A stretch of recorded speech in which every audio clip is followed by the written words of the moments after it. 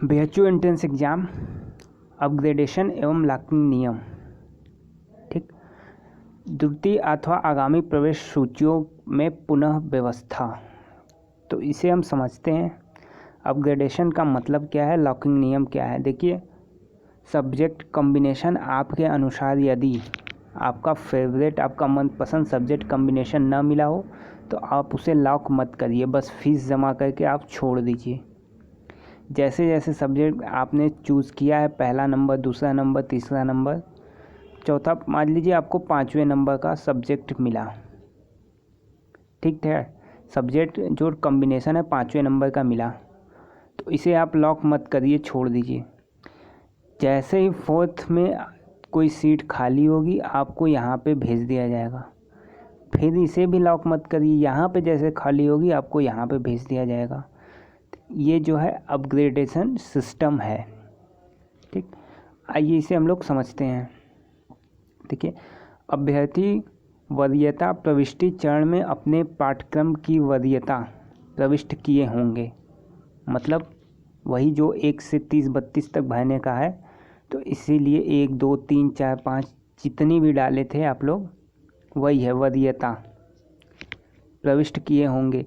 यदि शुल्क भुगतान की समय सीमा समाप्त होने से पहले, यानी पहले चरण का परिणाम घोषित होने पर उच्चतर मेरिट धारण करने वाले अभ्यर्थियों द्वारा प्रवेश न लेने के कारण, ठीक है, जैसे पहले जो पहला सब्जेक्ट कॉम्बिनेशन है इसमें जो है कुछ अभ्यर्थी प्रवेश न ले किसी कारण से, ठीक है, तो इसमें जो सीटें खाली रहती हैं तो द्वितीय वरीयता वालों को इसमें भेज दिया जाता है, क्योंकि ये वरीयता में पहले नंबर पे इसे चूज़ किए थे। तो यही चीज़ ये लिखा हुआ है, ठीक है। पहले चरण की सीटें खाली रह जाती हैं तो यह सुनिश्चित करने के लिए कि आरंभ में किसी अभ्यर्थी ने उसके नियंत्रणता आवंटित पाठ्यक्रम की जगह उच्चतर वरीयता का पाठ्यक्रम आवंटित होने का अवसर प्राप्त हो सके।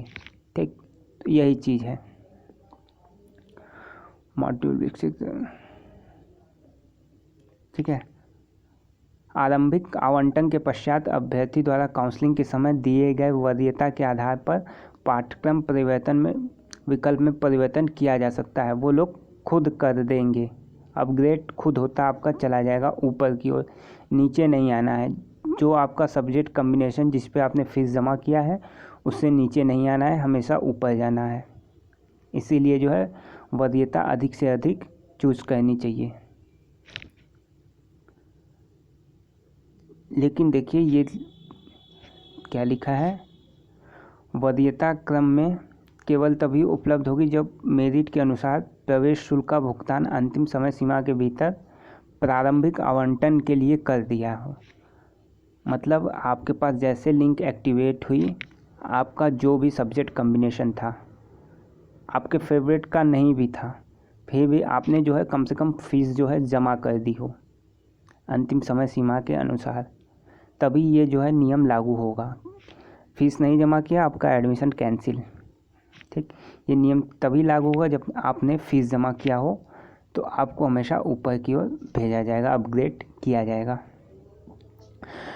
पाठ्यक्रम आवंटन लॉक करना। यदि अभ्यर्थी प्रारंभ में आवंटित पाठ्यक्रम यानी पहले चरण की काउंसलिंग के बाद में कोई परिवर्तन नहीं करना चाहता, तो इसका तात्पर्य यह है कि वे उपयुक्त पुनः व्यवस्था प्रक्रिया से पृथक रहना चाहता है।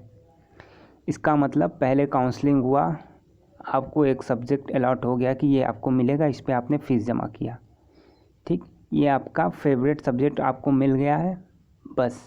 तो फिर जो एक रजिस्टर्ड ईमेल आईडी होगी, इसकी एक वीडियो बनाई गई है कि किस रजिस्टर्ड ईमेल आईडी पे आपको भेजनी है, तो उस ईमेल आईडी पे आप प्रवेश समिति को भेज सकते हैं जो है पाठ्यक्रम लॉक करने के लिए। तो ये जो है पाठ्यक्रम आपका लॉक कर दिया जाएगा।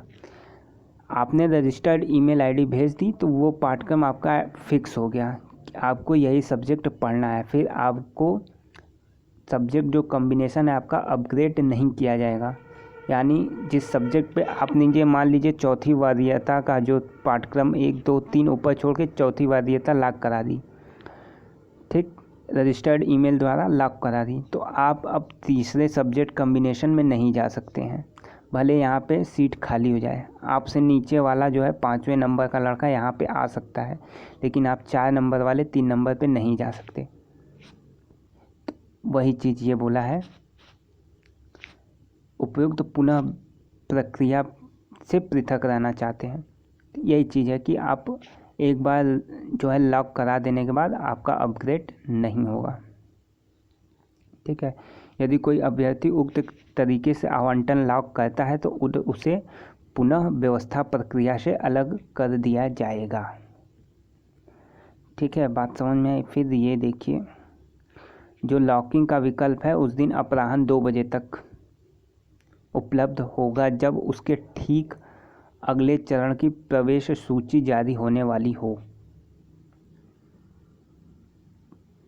ठीक है, नोट आप लोग देख लीजिए।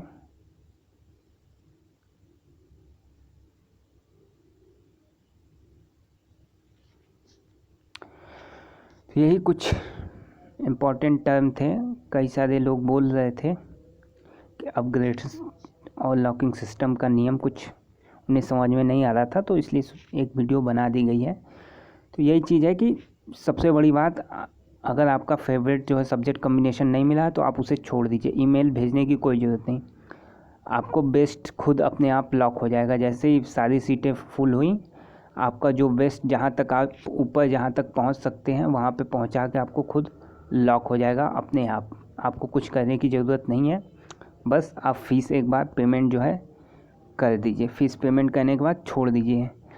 ठीक है, बेचू खुद अपने आप अच्छा जो है सब्जेक्ट कॉम्बिनेशन लॉक कर देगा, क्योंकि जो आपने वरीयता क्रम दिया था वो आपने कुछ सोच के ही दिया होगा।